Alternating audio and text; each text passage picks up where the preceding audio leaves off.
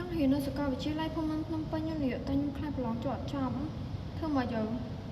កុំភ្លេចតាមដានវីដេអូនេះដល់ចប់ជំរាបសួរសួស្តីអ្នកទាំងអស់គ្នានាងខ្ញុំស្រីពេញជានិស្សិតឆ្នាំទី1នៃ Department ភាសាវិទ្យារៀននៅសាកលវិទ្យាល័យភូមិន្ទភ្នំពេញបងប្អូនណាខ្លះដែលមានបំណងចង់សិក្សាបន្តនៅមហាវិទ្យាល័យជាពិសេសរៀននៅសាកលវិទ្យាល័យភូមិន្ទភ្នំពេញក៏ប៉ុន្តែខ្លាចប្រឡងជាប់មានជំនាញមួយដែលអាចមានភាគរយខ្ពស់អាចឲ្យបងប្អូនទាំងអស់គ្នាចូលរៀននៅក្នុងសាកលវិទ្យាល័យភូមិន្ទភ្នំពេញបាន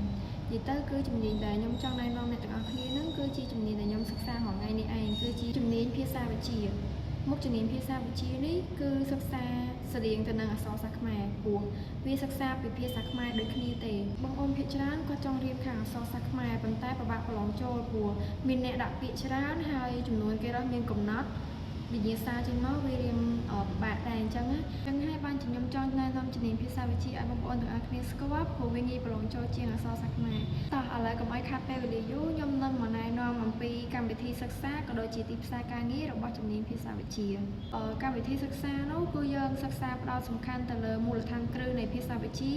មានដូចជាន័យវិទ្យាសូរវិទ្យាសត្វតាសម្ព័ន្ធវិទ្យាអីជាដើមហ្នឹងយើងសិក្សាអំពីវេយ្យាករណ៍ខ្មែរបុរាណបាលីសំស្ក្រឹតសាលាចរិតអីហ្នឹងហើយជំនាញអានសរសេរ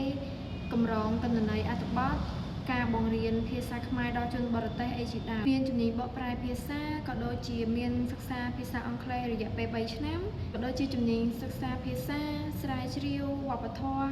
ហើយក៏មានការចុះហាត់ការតាមស្ថាប័នផ្សេងៗផងដែរចូលមកដល់ទីផ្សារការងាររបស់ជំនាញរបស់យើងវិញគឺយើងអាចធ្វើជាគ្រូបង្រៀនអក្សរសាស្ត្រខ្មែរបង្រៀនភាសាខ្មែរដល់ជនបរទេសជាអ្នកកែសម្រួលអត្ថបទ